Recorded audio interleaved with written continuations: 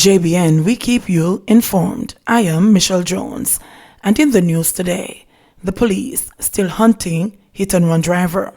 The Spanish Town police are still hunting for the driver of a Mazda Tenza motor car who took the lives of two mothers in a hit-and-run accident that took place in the vicinity of El Prado Verde in Spanish Town on August 23 at about 6:30 a.m. The car was later found abandoned by the Spanish Town police in the Tallspen Meadows community. The deceased have been identified as 41-year-old Charlene Shand and her close friend, 51-year-old Maxine Banton, both of Jobs Lane, Spanish Town.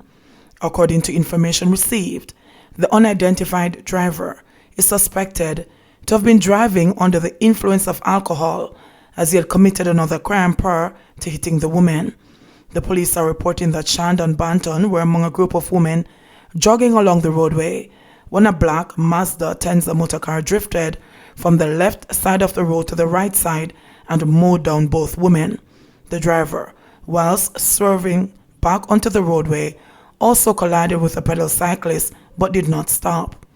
Banton died on the spot. Shand and the pedal cyclist were rushed to the nearby Spanish Town hospital where she succumbed to her injuries, while the pedal cyclist was treated and admitted in a stable condition. Road license amnesty extended to September 30. The Transport Authority announced today that it has extended the amnesty to operators of both public passenger vehicles and commercial carriers for road license that expired March 31, 2019 to September 30, 2020. The initial period for the amnesty was between July 20, 2020 and August 31, 2020. The 1-month extension is to facilitate individuals who have not yet taken up the offer, the authority said. It added that as a further incentive, no late fees will be charged during the amnesty period.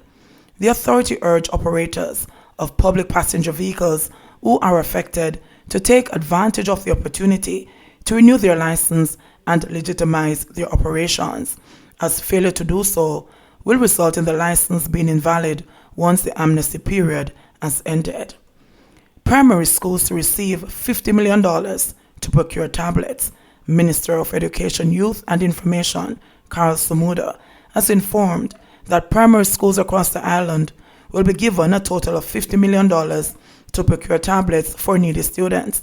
The tablets will be provided to students who are in need but are not beneficiaries of the Program of Advancement through Health and Education PATH. Students at the secondary level who are not on PATH will also be supported. In a press release, the Education Ministry said that it has already procured 40,000 tablets. Another 60,000 tablets and laptops are being procured for students on PATH. These devices will be distributed on a phased basis beginning in September. Samuda said this injection of funds will allow additional vulnerable students at the primary level to have access to tablets. Principals at the secondary level have been asked to assess the levels of needs, and tablets and laptops will also be provided for these students. Given the disruptions caused by COVID-19, the provision of these additional tablets will ensure that more of our vulnerable students have the tools they need to fully participate in the blended learning approach that we have been forced to adopt to education, he said. 245 new COVID-19 cases. Ireland also records one more death. Jamaica yesterday recorded its highest one-day increase in positive COVID cases with 245 new cases. The number is higher than the total number of cases from the workplace cluster in St. Catherine, 236, which at one point was the epicenter of the virus. There are now 2,357 cases. Jamaica also recorded another COVID death. The deceased is a 28-year-old female from St. James. Of the newly confirmed cases, 116 are females and 100 are males, with ages ranging from 2 weeks to 90 years. The sex classification for 29 of the new cases is still being investigated. The cases were recorded in Kingston and St. Andrew, 92, St. Catherine, 62, St. James, 27, St. Thomas 15, Portland 9, St. Anne 8, Clarendon 8, Manchester 7, St. Elizabeth 6, Hanover 5, St. Mary 4, Trelawney 1, and Westmoreland 1. Meanwhile, former General Secretary of the People's National Party, Dr. D.K. Duncan, has been admitted to hospital after testing positive for COVID-19 yesterday. In a release from his family, Duncan, a former member of parliament for Hanover Eastern, did the test after experiencing some signs of sinusitis and tiredness. Since experiencing symptoms, Dr. Duncan has been working from home and minimized contacts with other individuals, the release said. The family asked for prayers and positive vibes as we keep faith that he shall recuperate quickly. The Department of Correctional Services has also activated containment protocols with immediate effect at the Horizon Adult Correctional Facility following 5 confirmed positive COVID-19 test results yesterday. Leslie Brown, Director, Corporate Communications and Public Relations at the DCS, said the entire inmate population has been put on lockdown. No new admissions will be allowed at the facility. Brown said the Kingston and St. Andrew KSA Health Department would lead the managing of the outbreak at the facility. 3 men in debtors' jail. The Colonial Debtors Act of 1872 still allows Jamaicans to be thrown in jail if unable to honor their debts. In fact, information provided by the Court Administration Division under the Access to Information Act showed that up to July 15, 2020, 3 Jamaican men were spending time in debtors' jail because they are unable to find money borrowed from individuals. They owed $66,017.40, $585,000, and $705,017.30, respectively, according to the document. The debtors are held at the main police stations in the capital of the relevant parishes. In general, they are kept at the nearest lockup to their homes, according to Kadisha Fletcher, Acting Director of Client Services, Communication and Information at the Court Administration Division. When asked if the debts would affect the credit rating of the individuals, Fletcher, who approved release of the information, said, "This does not fall within the remit of the judiciary. According to Section 2 of the Debtors Act of 1892, any court having civil jurisdiction may commit to prison with or without hard labor for a term not exceeding 6 weeks or until payment of any debt or installment of any debt due from him in pursuance of any order or judgment of that or any other competent court."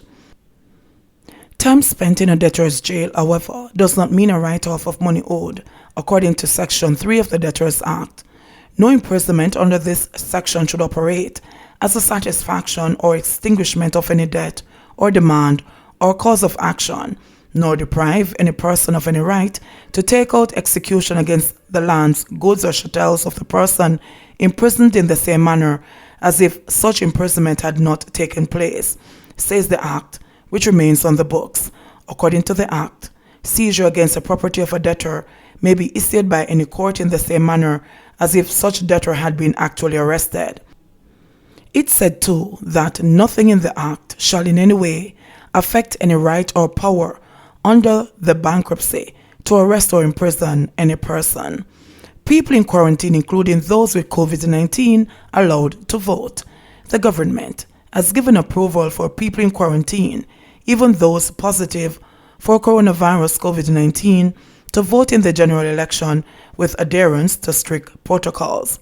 According to a statement from the Office of the Prime Minister, people required to remain in quarantine, other than those who are required to remain in isolation from others, may leave quarantine once to vote during the hours of 7 a.m. to 5 p.m. on September 3, or during the hours of 8 a.m. to 4 p.m. on any earlier date if eligible to do so, and shall immediately after voting return to quarantine. In addition to wearing a mask over the nose and mouth, they are required to observe protocols of the polling station and maintain physical distancing. They must also travel to the polling station in a private vehicle with windows open and the air conditioning switched off. The driver and other passengers should also wear a mask at all times. Similarly, people required to remain in quarantine in isolation from others may leave quarantine once for the purpose of voting during the hours of 4 p.m. to 5 p.m. on September 3, or during the hours of 3 p.m. to 4 p.m. on an earlier date if eligible to do so, and shall immediately after voting return to quarantine in isolation from other persons. They are also required to notify the Ministry of Health and Wellness prior to leaving quarantine and wear a mask fitted to cover the nose and mouth, a face shield, gloves, and a disposable gown. Transportation to the polling station must be private, with only a driver present in the vehicle, among other requirements outlined by the government. Expect rains tomorrow, says Met Office. The Met Service of Jamaica has advised that the active tropical wave moving through the Central Caribbean this week will pass south of the island. It cautioned, however, that it is expected to bring showers, thunderstorms, and gusty winds. These are expected to impact the island starting on Tuesday and continuing on Wednesday, the Met Office said. JBN, we keep you informed. Please remember to subscribe, like, share, leave us a comment, and click the notification bell to receive our daily news items.